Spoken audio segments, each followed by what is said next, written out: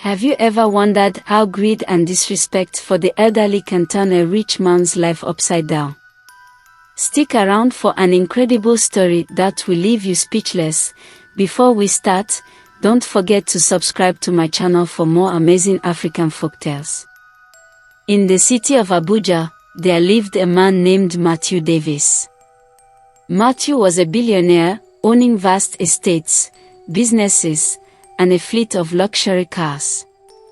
Despite his immense wealth, Matthew was known for his arrogance and harsh treatment of those who worked for him. Among his employees was an 80-year-old cook named Mrs. Abigail Jones. She had served Matthew's family for decades, cooking their meals with love and dedication. Although her hands had grown frail with age, her meals still tasted heavenly, a skill she had honed since childhood. But Matthew, blinded by his wealth, saw her as nothing more than an old servant. He often yelled at her, criticized her cooking, and sometimes even threw food on the floor if it wasn't to his liking. Despite the mistreatment, Mrs. Abigail remained loyal, quietly enduring his wrath. One day, Matthew hosted a grand party at his mansion. The city's elite attended, flaunting their designer outfits and sipping on the finest champagne. Mrs. Abigail worked tirelessly in the kitchen, preparing a feast fit for royalty. As the night went on, Matthew drank more than usual. Feeling intoxicated by the attention and alcohol, he decided to show off his power in front of his guests. He stormed into the kitchen, demanding Mrs. Abigail bring a dish he had not ordered earlier. "I want jollof rice with goat meat and I want it now," he shouted, his voice echoing through the large kitchen. Mrs. Abigail, though exhausted, nodded. "Yes, sir. I'll prepare it right away." But as she hurried to fulfill his request, her frail hands accidentally knocked over a pot of stew, spilling it on the floor. The room went silent. "You old fool," Matthew bellowed, his face red with anger. "You're useless, why am I even keeping you here?" Without thinking, he grabbed a plate from the counter and smashed it on the floor near her feet, and he even slapped her on the cheek. Shards scattered everywhere, and some even cut her legs. Tears welled up in Mrs. Abigail's eyes, but she didn't say a word. Instead, she slowly bent down to clean the mess. As the guests whispered in shock, an elderly man stepped forward from the crowd. His name was Mr. Thomas, a wise storyteller who was well respected in the community. He had been silently observing the scene and decided to intervene. "Matthew," he began, his voice calm but firm, "do you not know that disrespecting the elderly brings curses upon one's head?" Matthew scoffed. "Curses? Don't bring your superstitions here, old man. I make my own destiny." Mr. Thomas shook his head. "Pride comes before a fall, my son. You may be rich, but life has a way of humbling even the mightiest. Mark my words, your actions tonight will have consequences." The party ended soon after, leaving an air of unease in the mansion. The next morning, Matthew woke up with a splitting headache. As he stumbled into the dining room, he noticed that Mrs. Abigail was not there to serve him breakfast. Instead, one of the younger maids informed him that she had fallen ill and wouldn't be coming to work. Matthew shrugged. "Good. Maybe now I can hire someone more capable." But as the days passed, strange things began to happen. First, Matthew's favorite car refused to start, despite being brand new. Then, his most lucrative business deal fell apart without explanation. His employees started making costly mistakes, and his mansion, once lively, felt cold and empty. At first, Matthew dismissed these as coincidences. But when he began having vivid nightmares of an old woman scolding him, he grew uneasy. In the dreams, the woman's face was always shadowed, but her voice was eerily familiar. "Respect the hands that feed you," she whispered, her tone both gentle and ominous. Desperate for answers, Matthew turned to a local spiritual healer named Mama Grace. Her small hut was filled with the scent of burning herbs, and she wore a headscarf that covered her silver hair. "Mama Grace, I've been cursed," Matthew blurted out, pacing the room. "I need your help to break it." The elderly woman studied him for a moment before nodding. "Tell me what you have done, my son. Curses do not come without reason." Matthew hesitated but eventually recounted the incident with Mrs. Abigail. Mama Grace's expression darkened as she listened. "You have wronged an innocent soul," she said. "Her tears and the blood you drew have awakened forces beyond your understanding. Until you make amends, your suffering will only grow." Matthew scoffed.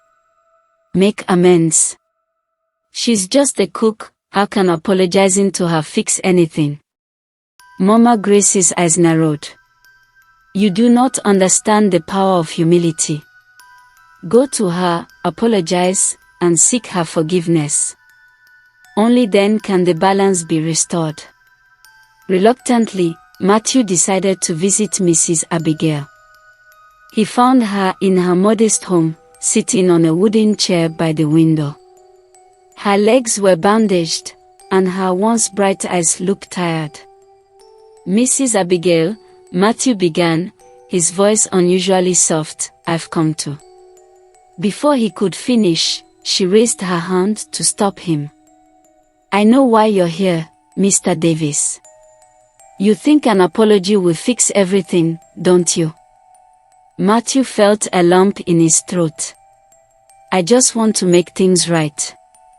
Mrs. Abigail chuckled, but it wasn't a joyful sound. "Some wounds run deeper than words can heal. But if you truly wish to make amends, you must prove it with actions, not just words." "What do you want me to do?" Matthew asked, his arrogance slipping away. She looked at him for a long moment before replying, "Serve others as I have served you. Only then will you understand the value of humility and kindness." Uncertain of what this meant, Matthew returned home, feeling more confused than ever. That night, the nightmares returned, but this time, the shadowed woman revealed her face. It was Mrs. Abigail, but her expression was not one of anger, it was sorrow. "Your journey has just begun," she said. "Prepare yourself for what is to come." The following morning, Matthew Davis woke up with a sense of unease. He couldn't shake off the haunting words of Mrs. Abigail or the image of her sorrowful face in his dream. His luxurious life, once filled with confidence, now felt fragile. Determined to follow through, Matthew decided to begin his journey of redemption. But how does a billionaire, used to being served, learn to serve others? It started when one of his businesses, a popular 5-star hotel, faced a staffing crisis. Several employees had called in sick, and the restaurant was short of cooks and waiters. Normally, Matthew would have had replacements immediately. But this time, he had a different idea. "I'll take their place," he announced to the shocked hotel manager. "Sir, you can't possibly," the manager began, but Matthew cut him off. "I said I'll do it. Show me what needs to be done."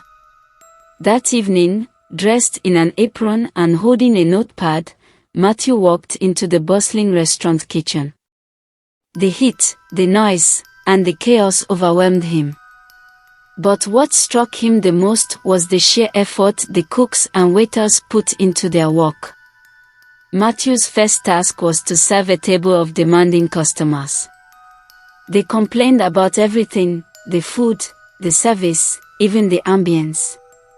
Sweat dripped down his face as he tried to meet their impossible expectations. "Excuse me," one woman barked. "This steak is overcooked. Take it back." Matthew forced a smile. "Of course, ma'am.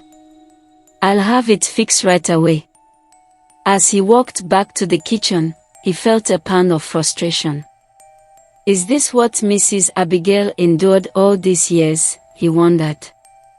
For the first time, Matthew realized the patience and resilience required to serve others.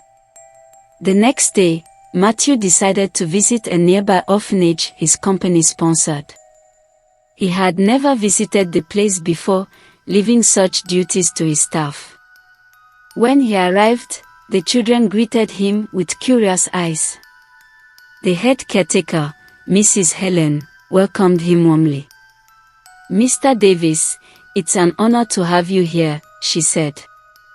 "The children will be thrilled to meet you."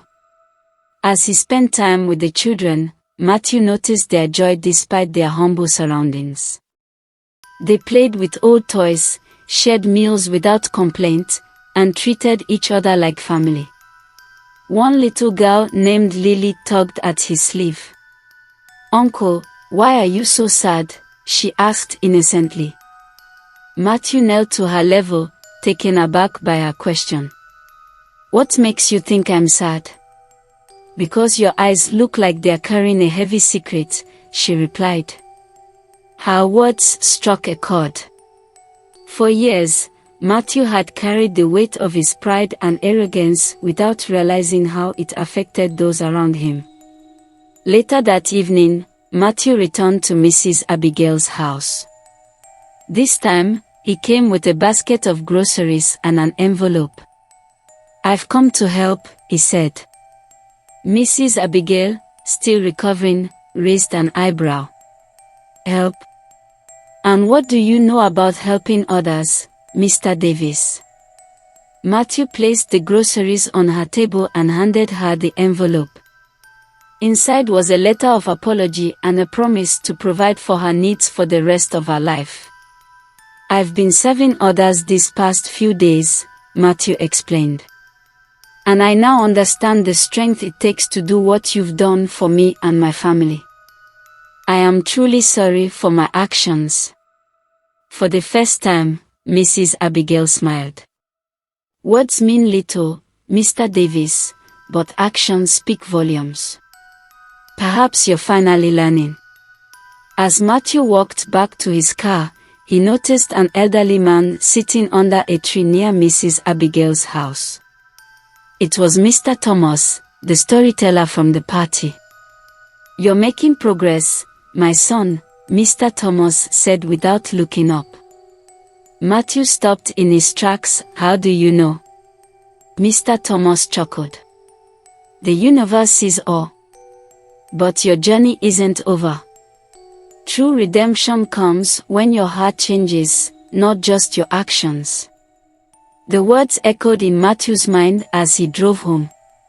A week later, Matthew received devastating news. One of his largest factories had caught fire, causing massive losses.